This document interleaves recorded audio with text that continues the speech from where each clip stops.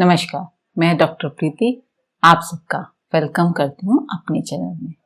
आज हम एक ऐसी बुक के बारे में बात करेंगे जो आपकी फाइनेंशियल सोच को बदल सकती है। Rich dad poor dad by Robert T Kiyosaki. ये book financial literacy, wealth creation और स्मार्ट मनी मैनेजमेंट के ऊपर बेस्ड है। रॉबर्ट कियोसाकी ने अपनी लाइफ के दो सबसे बड़े मेंटर्स की फाइनेंशियल माइंडसेट को कंपैरिजन किया है। पुअर डैड उनके खुद के फादर जो एक हाईली एजुकेटेड गवर्नमेंट एम्प्लॉय थे, और रिच डैड उनके बेस्ट फ्रेंड के फादर जो एक सक्सेसफुल बिजनेसमैन थे।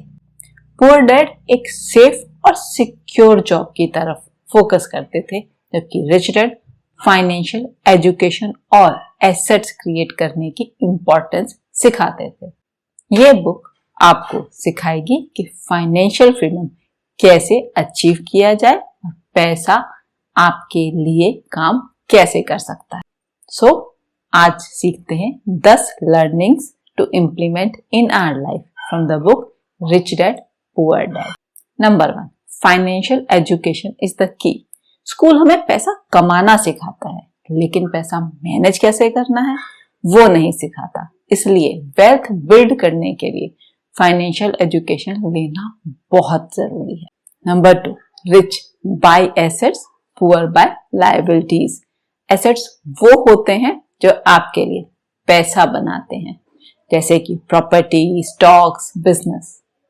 लायबिलिटीज वो होते हैं जो पैसा आपसे निकालते हैं, जैसे लोन्स, EMI या अननेसेसरी एक्सपेंसेस।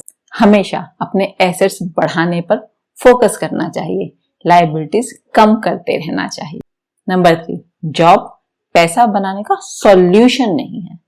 आपकी सैलरी सिर्फ आपके डेली एक्सपेंसेस के लिए होती है, लेकिन फाइनेंशियल फ्रीडम के लिए इन्वेस्टमेंट और पैसिव इनकम बहुत जरूरी है।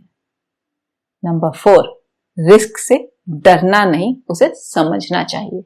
रिच लोग कैलकुलेटेड रिस्क लेते हैं और नई अपॉर्चुनिटीज एक्सप्लोर करते रहते हैं।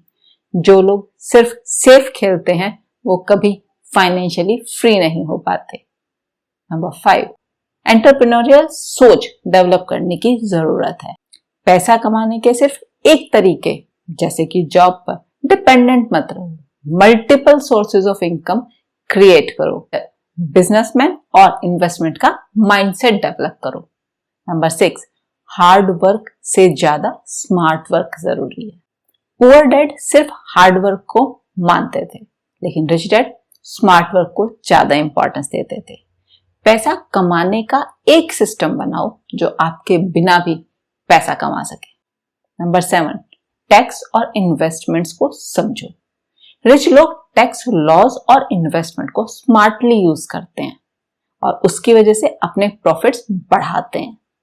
हमें भी फाइनेंशियल एजुकेशन लेकर इनका सही उपयोग करना चाहिए। नंबर 8, रियल एस्टेट और स्टॉक्स में इन्वेस्ट कीजिए। पैसा बैंक में रखने से ग्रो नहीं होता, उसे वाइजली इन्वेस्ट करो।